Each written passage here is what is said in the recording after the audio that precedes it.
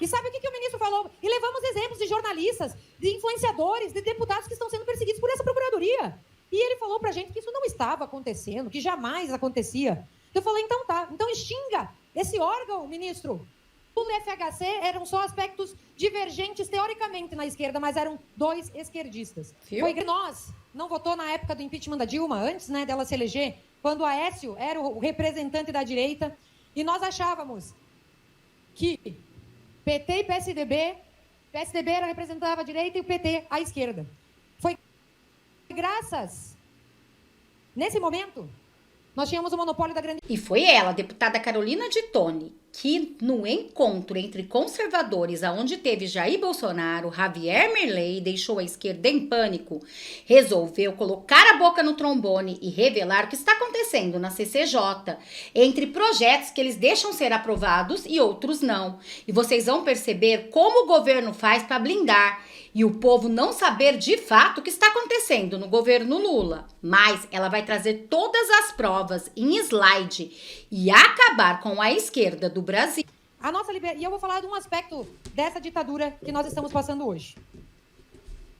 Quem de nós não votou na época do impeachment da Dilma, antes, né, dela se eleger, quando o Aécio era o representante da direita, e nós achávamos que PT e PSDB representava a direita e o PT a esquerda.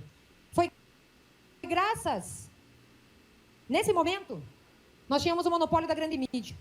Nós não tínhamos o meio de expressão cultural para poder saber que PT e PSDB sempre foram duas faces da mesma moeda. Graças aqui, primeiro ao professor Olavo de Carvalho, aqui uma salva de palmas ao nosso grande mestre.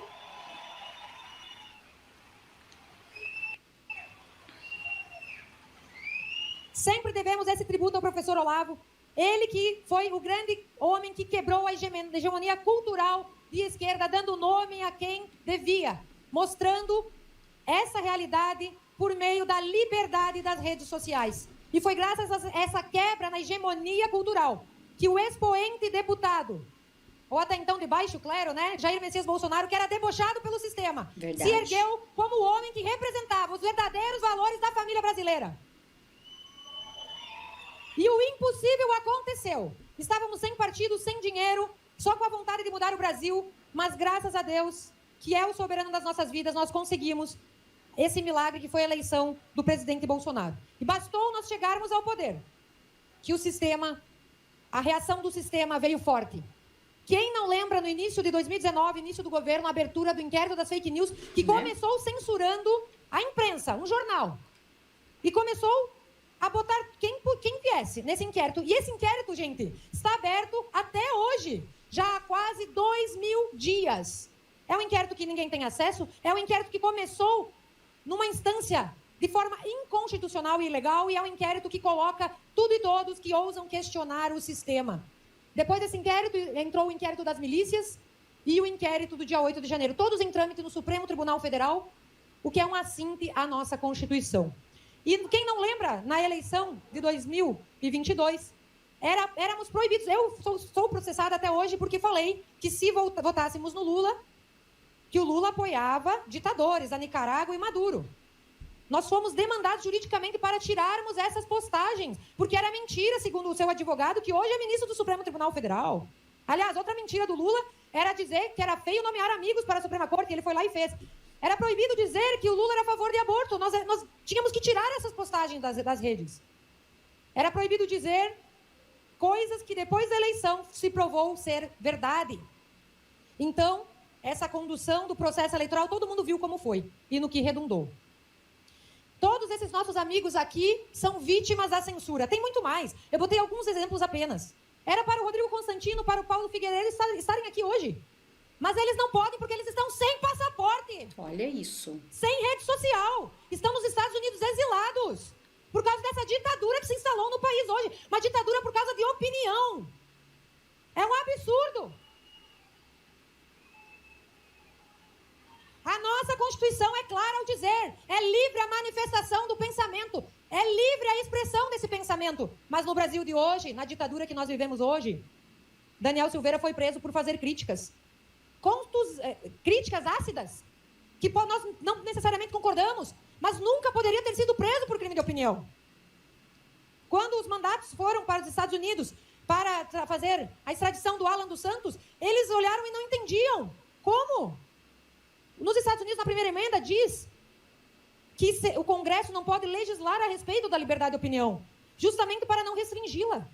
Mas no Brasil, nossos colegas foram desmonetizados. Luciano Hang, visitei ele essa semana. Eu falei, vamos gravar um vídeo para o evento. Na hora, ele foi, por causa de suas opiniões. Ele, que também é uma grande liderança da direita, um grande empresário daqui de Brusque, de Santa Catarina, foi censurado e está censurado até hoje. Está nesses inquéritos e ele também não tem acesso. Ele não sabe até quando vai perdurar essa censura. Ele não pode ter rede social para se expressar. Gente, realmente, né, o que está acontecendo no Brasil é gravíssimo. E não podemos esquecer do caso de Daniel Silveira, aonde nosso amado presidente de coração, Jair Messias Bolsonaro, deu anistia para ele. Mas eles foram lá e não aceitaram. É surreal. E isso, o povo fica indignado. E o povo precisa saber de fato o que está acontecendo. Portanto, prestem atenção e fica neste vídeo até o final, porque ele está extremamente bombástico e esclarecedor. E ela vai revelar tudo com riquezas de detalhes. Que adoram. E ele me falou, não, Carolina, eu vi que a sua face se transmutou por receio de ser perseguido. A polícia já bateu 2 vezes na sua casa para levar computadores e celulares. Por quê? Por causa de suas opiniões.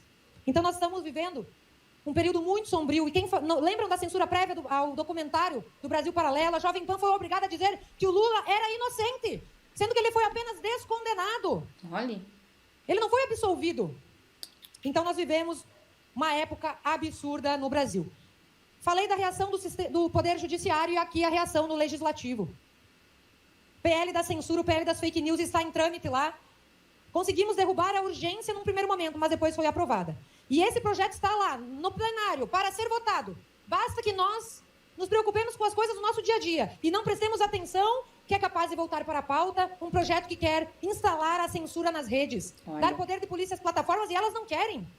Responsabilizá-las pelo que as pessoas falam também é um absurdo. Nós devemos ter esse ambiente livre, de livre expressão do pensamento. Cada um, sim, deve se responsabilizar por suas palavras e atos. Mas já temos calúnia, injúria e difamação para quem se sentir ofendido, mas não querer que agências de checagem possam dizer o que é verdade e mentira, o que é ou não desinformação. Não cabe. Quem nomeou essas agências para serem as donas da verdade? E muito menos o Estado pode dizer o que é verdade e mentira.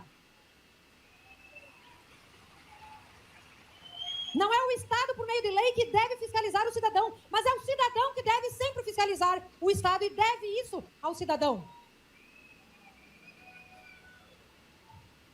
Então, nós devemos estar muito atentos a isso. O ponto principal vem do Poder Executivo e eu já vou entrar lá. Aqui, nós temos o PDL 4, que é... Opa, passou adiante aqui. Espera aí, vamos voltar. O primeiro ato do presidente Lula, quando... Só peço para a produção ver se antes desse não teve... Primeiro ato do presidente Lula é esse aqui mesmo. Quando entrou no poder, no dia 1º de janeiro de 23, foi fazer esse decreto. Aliás, é o 4º decreto, né? Mas dentre todas as atrocidades, a revogação ali do decreto de armas do Bolsonaro, o 4º ato ditatorial do presidente Lula, no seu primeiro dia de governo, foi instalar o Ministério da Verdade. Cadê o Ministério da Verdade aqui? Vamos ver se a gente acha aqui. Já estamos passando adiante e eu acho que esse slide sumiu. Nesse Ministério da Verdade, vocês lembram de quando na Lava Jato foi pego a interceptação telefônica, onde a Dilma liga para o Lula dizendo que o Messias tinha o ofício para ele ser nomeado ministro e não ser preso? Vocês lembram? Pois o tal do Messias virou o advogado-geral da União. Coincidência? E criaram a Procuradoria da Defesa da Democracia, cuja atribuição é demandar, no caso de alguém proceder uma desinformação sobre uma política pública. O que é uma desinformação sobre política pública? Se eu vou lá e critico a compra de arroz, no caso da calamidade do Rio Grande do Sul, dizendo que 85% da produção foi preservada e não precisa comprar o arroz, eu posso estar desinformando, porque na visão do governo havia essa necessidade. Eu posso ser processada por desinformação. Falei que a ministra Simone Tebet, na sua forma de se expressar, disse que não ia atender naquele momento os prefeitos. Pois fui demandada, porque tirei de contexto, porque ela nunca disse que não iria atender os prefeitos. Então, nós estamos vendo ser inviabilizada as nossas atribuições de legisladores. O que um deputado faz? Legisla e fiscaliza. Ora, se eu não posso criticar uma política pública do governo, o que eu vou fazer se meu papel é fiscalizar? Né? Então, toda e qualquer crítica pode ser alvo dessa procuradoria. E na calamidade em especial, está faltando o próximo slide, pessoal, se a produção puder passar para frente, porque era um slide que falava da procuradoria, tinha imagens e tudo mais. Nós estamos vivendo um momento, então, em que vários deputados que têm imunidade, que querem exercer o seu ofício de fiscalizar o governo, estão sendo tolhidos de exercer o nosso papel. E é por isso, e nós fomos conversar, fui eu, Bia Kicis, Felipe Barros, Adriana Ventura, falar com o Messias lá na AGU, para dizer: chega de perseguirem deputados por falas, vocês querem calar a oposição do país, isso é inconstitucional, isso é ilegal, isso não é papel da Advocacia Geral da União. E sabe o que o ministro falou? E levamos exemplos de jornalistas, de influenciadores, de deputados que estão sendo perseguidos por essa procuradoria. E ele falou pra gente que isso não estava acontecendo, que jamais acontecia. Eu falei, então tá, então extinga esse órgão, ministro. E ele falou, vai ficar meio difícil. Não, a nossa proposição aqui é para que o senhor extinga. Não, nós vamos publicar uma nota no jornal. Publicaram uma nota no jornal e eu falei com a líder da minoria, Bia Kicis, com o líder, Felipe Barros, e falei, vamos botar na pauta da CCJ a extinção desse órgão, esse PDL 4. Colocamos na pauta. E aí, vou mostrar para vocês o que aconteceu. Faltou um slide, pessoal, mas vamos mostrar o que aconteceu. Opa. Ó, já tá, vamos ver. Acho que pulou. Do 5 foi pro 7. Então, vamos seguir. O que aconteceu quando pautamos? Vocês estão vendo essa balança?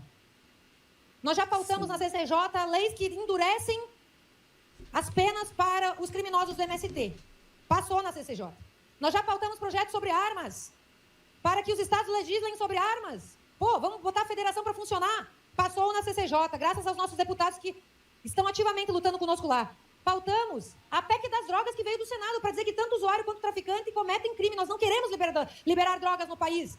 Conseguimos aprovar na CCJ. Pautamos, inclusive, o recurso sobre vacina, para evitar a obrigatoriedade da vacina. Conseguimos aprovar, ou seja, temas cujo mérito é ideológico, importante para a direita e a esquerda. Não se mobilizou a ponto de derrubar. Mas quando pautamos o PDL 4, que quer extinguir esse Ministério da Verdade do governo federal, que quer controlar as narrativas, que quer calar as nossas vozes, e estão fazendo isso, bastou pautar na comissão, que aí a gente viu realmente o governo se mobilizar para derrubar o PDL. Ou seja, isso nos mostra que o coração da ação desse governo é realmente censurar e calar a direita e acabar com a oposição no país. Verdade. O que nós não iremos deixar acontecer.